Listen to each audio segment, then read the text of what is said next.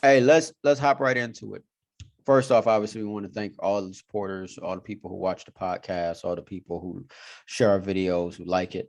And we want to know what you guys got to say about this. So, obviously, the big trending story in sports outside of Kyrie Irving and Ben Simmons. Let's go over to the NFL and talk about former coach of the Las Vegas Raiders, Jon Gruden. So, if you guys don't know the story, so what had happened was, I'm gonna lead off with that. What had happened was in October of this year, there was a big league investigation of misconduct about the Washington football team and their GM Bruce Allen. What was uncovered in that investigation was over 650,000 emails that had been sent between multiple execs, one of which was Las Vegas Raiders former head coach Jon Gruden. And in these emails, Gruden used racist, misogynistic, and homophobic slurs. And those emails were written between 2011 and 2018. What's interesting is a good chunk of that time he wasn't actually in the NFL. He was working for ESPN. Yep. But when they uncovered them, a lot was said about specific individuals who were in the NFL, one of which being Roger Goodell. And I'm not going to read the emails. You guys can go ahead and Google that and look it up on your own and find out exactly what he said. But the result of uncovering these emails is that he was fired. And here's my take on that, Willie. Let's hear So it. the NFL, being the highest grossing sports league in the world, has always wanted to protect its image, right? Now we Right. know racism, misogyny, and homophobia is not new to the NFL. It's not even new to sports, especially when you're talking about all male sports. NFL, I mean, is probably the one place where I would least expect people to be cautious with what they say. I mean, dude, just you and I growing up, you know some of the things that we said and did. But nowadays, because you have all these quote unquote communities and movements, public perception matters so much nowadays that you can't say anything. Like just last week, we talked about Dave Chappelle and Yep. how the LGBTQ and the transgender community wanted to cancel him. Netflix said we are not canceling Dave Chappelle. We stand behind him, right? But in the case of Jon Gruden, he said to me, anything else that I would honestly not be surprised if any other coach or exec in the NFL said, he was just stupid enough to put it in an email because now it's actually written down, print, it can be hacked, it can be viewed, and it can be used against you. It's like this, man. He was dumb enough to put it in an actual email. It wasn't, I'm sorry, not an email, a series, a string of emails over the years, which to me, I mean, probably didn't do anything differently than what he's always been doing. But it just so happens he got caught up within a league investigation. He mentioned Roger Goodell. He mentioned Michael Sam. He listed Jeff Fisher, amongst others. And so the firing came, I believe, as a result of optics, right? I also believe it came as the fact that one of the people we talked about was the NFL commissioner.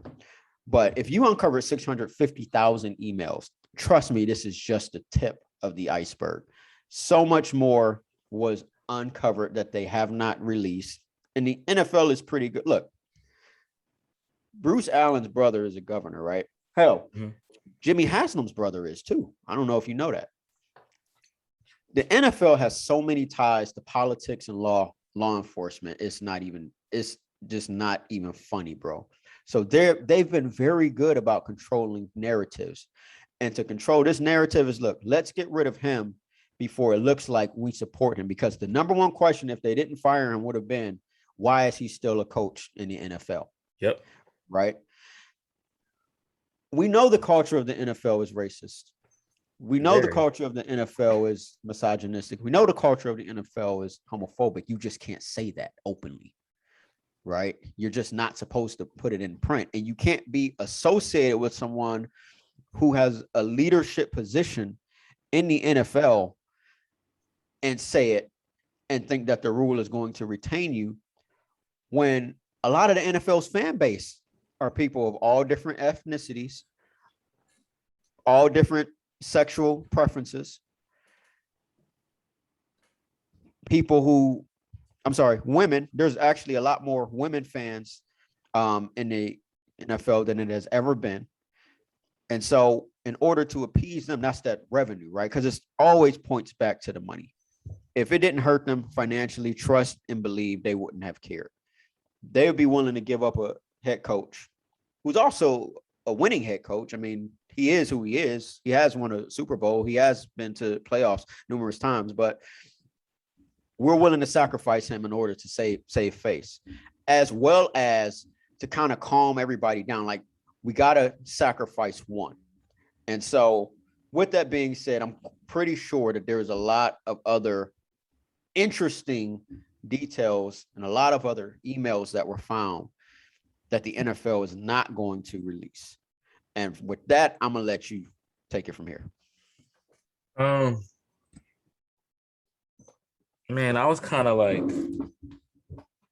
I don't know, with this subject, man. You know how I felt about it. I kind of was to the point that it was like, man, I really didn't care, you know, because one, I'll start with this. Oakland Raiders, Las Vegas Raiders, they got a way out. They was paying this man $10 million a year. I think he had $100 million, $10 million a year, whatever. Guaranteed, and he wasn't producing. So don't make no mistake about it. That was a way for them to get out too, to get out of that contract. But let's go through the history of Jon Gruden. Jon Gruden, a known NFL asshole, someone that we consider more from the old school, or whatever, but he is who he is. This is Jon Gruden. Jon Gruden was that person in Tampa. He was that person in Oakland. He was that person when he was working on ESPN, when he was doing the little quarterback camp on ESPN. He was that person when he's now the coach of the Las Vegas Raiders. So the NFL is not surprised. He crossed the line, like you said, when he brought up Roger Goodell. It wasn't because of race. And I think a lot too because he affected the LGBTQ community. But think about this. Yep. Think about this. You mentioned Michael Sam. He is quoted saying, I wouldn't want that queer on my team. Look it up. People's been talking about it all day. I looked it up. That was his quote. I wouldn't want that queer on my team. Now let's go back to when Michael Sam was getting drafted to the NFL. The LGBTQ wasn't as strong as it is now. Definitely not for the black community. Michael Sam's a black man. That's fast forward to this year. When Carl Nassib comes out and announces that he's gay. Who does Carl Nassib play for? The Las Vegas Raiders. Did Jon Gruden... Now, maybe his emails in there that he did say something, but I'm curious to see how that went when one of your own players came out and announced that they were openly gay, one of your white players. So the thing I'm getting at here, man, it's not, and to me, the NFL is what the NFL is, man. There's a bunch of rich white men that don't like black players. They only like what you can do on the field. Once you can't produce for them anymore, they will let you go. Think about this, man. Colt McCoy is terrible. He's a starter in the NFL. Cam Newton, Super Bowl player, former MVP, he can't even get a backup job. Colin Kaepernick played in the Super Bowl, was a proven winner. He can't get a starting job. But yet guys like Colt McCoy, yet guys like Brandon Whedon, these journeyman people you consider backups who aren't even really good. My thing is, because of their skin color, they're able to stick around and they're able to hang around. Listen, Jon Gruden is who Jon Gruden is. NFL is who they are. We talking about the same league that has to pay people to hire people of color. You get rewarded. You get a freaking sticker for hiring someone of color. Of course, there's more emails. He's not the only person that feels this way, but I don't think we'll ever see those emails until they need another sacrificial lamb. Listen, Jon Gruden was just a sacrificial lamb at this point. Until they need another one, they'll find someone, maybe 10, 15, 20. We know how it go. They'll protect them. Jerry, you think Jerry Jones don't feel that way? I don't care how many black people he draft. You can't tell me Jerry Jones ain't racist or doesn't feel some type of way about black people. Yeah, I mean, bro. I'm gonna let you wrap up. That's just my take on it. Like the NFL will give you what they want. They know everything, man. They lied about the Ray Rice tapes. Come on, man. The NFL knows everything. They know there's more emails, but we won't see them until they're ready to sacrifice somebody else.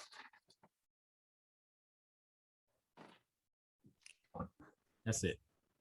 So everything you said is absolutely true. And one of the things that I noticed very early in this whole thing was when Jon Gruden actually got fired. So when the whole story came out, not the whole story, when the first part of the story came out, the big headline was the racist comments.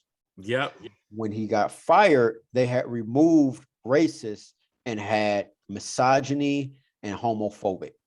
And that has been the running headline since. You got to really Google and look it up to find the whole racist part. But the headline that the media wants to portray is because of they fear the backlash more from the LGBTQ community exactly, and from women's groups exactly than they do the backlash of the community where their active roster makes up 70%. Bingo. So like every few years, the NFL will sacrifice, one of their own. But like you said, he said something about Roger Goodell. And I'll even go deeper than that, man. The NFL, the Oakland, they were the Oakland Raiders. I still haven't got used to calling them the Vegas Raiders, but they're like, so they're a story franchise.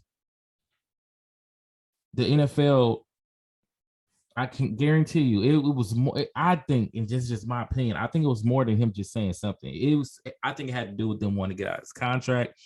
When the NFL wants to remove you and they're ready to remove you, no matter who you are, they will find a way to remove you. They're known for blackballing people.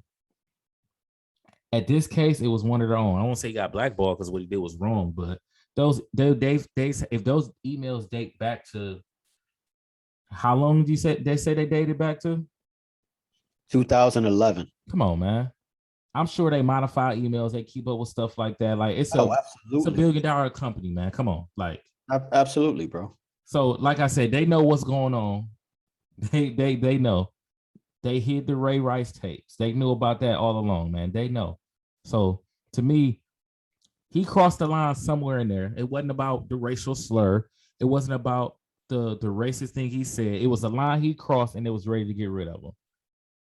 And like I said, the other emails won't come out until somebody else crossed that line. But he's not the first. And he's not the last. It could be going on literally right now as we're recording this. Somebody's sending a fucked up email. Well, you know what's funny? My last question to you was going to be, what happens next?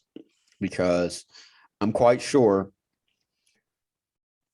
the communities mentioned in those emails, and I'm going to exclude the Black community because just within these past 10 years,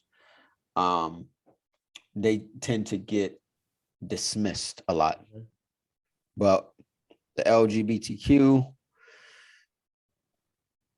women's groups, not only have they been going hard, but they've also been listened to. They've been recognized and they're being, and I mean, as of right now. So do you think there is a demand to look at all the NFL's coaches, executives, emails? Like, what do you think happens next? I don't think anything happened next because if you know anything about the NFL, you're not gonna make them do anything they don't want to do until they're ready. So this is one point where I think those communities, the women, the LGBTQ, they can complain as long as they want until the NFL is ready. And this is just my opinion. I don't think anything will happen. I think they're away with Jon Gruden. They'll deal with it the way they want to deal with it, and they'll wait until that dies off until another situation occurs. To me, I think as I look at it, that's how the NFL handled things. NFL, quite frankly, they want this to go away. Just like, but if people listen, it's so funny how things go away in the NFL. Urban Meyer should be thanking Jon Gruden for getting the heat off of him. Urban Meyer should be sending him a letter. Because trust me. Yeah, I didn't think about that. The heat was on him for a minute. And then Jon Gruden helped him out. He should buy that man a beer or something. At the very least. Yeah, man. Like at the very least. Come on, the NFL, they don't want issues like this. That's why the Ray Rice tape came out. The Ray Rice tape, it was dying down. They weren't gonna bring it out. But once it became an issue to them, that's when they released the tapes. As long as it's not affecting the NFL and their image, this right now, I feel like they probably feel like they can handle this because they fired him. They took their little statement out there, you know what I'm saying? As long as it's like now, like it's really not an uproar now, like we know it can get. Like we know it can really get there with those other communities. Right now, it's not there. So the NFL is not going to do nothing more to make it get there. As long as it's like steady, they're going to ride the wave until it dip off. But if one of these communities really turn up on them, then you'll see them make another move.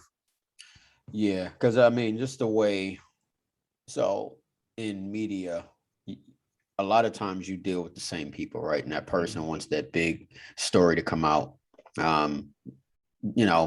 You see it during season, you see it during the off season, and this is just my opinion. You have certain people who make a phone call and be like, look, we're going to let this die down. Mm-hmm. We're going to focus on some other stuff. You know how it go. It's going to be good for your paycheck. So, let's leave this one alone, and, down the line, if something juicy comes off, you're going to be my first call. Yeah. This is another reason too. You know what else is helping the NFL right now? We talked about it earlier on our last thing. Kyrie is right now over even taking that because it's about a pandemic. It's about the COVID shot. So that's another reason why the NFL right now, they kind of can be like, you know what? Let's just handle this, step in front of it. That's what's the NFL stepping out in front and trying to micromanage it. Oh yeah, absolutely. Yeah, you know how it is, yeah. Yeah, of course, man. Like, trust and believe in the next week or so, it's going to be another big story within the NFL, man. So, but look, that's our take, audience, viewers. What's y'all take on the Jon Gruden situation, right? How do you think this unfolds? How do you think this develops, and where does it go going forward? Hey, this has been another great one. Really interesting to think about, especially as we think about the culture, not just of our sports leagues, but also the culture of this country. Listen, like, subscribe, leave a comment if you be so inclined. And if you haven't already, be sure to check us out on Apple, Google, iHeart, and Spotify, and follow us on Facebook, Instagram, Twitter, TikTok, and even LinkedIn. Believe that's it, Willie. You got anything, my bro? No, I'm good, man. Love the people. Oh, if y'all want access to exclusive content, check out our Patreon channel. Absolutely. All right, bro. Well, this has been another episode of the Black Culture Podcast. I'm Price. That's my partner, D. Willie Ashford. It's the Black Culture Podcast. Peace. Peace.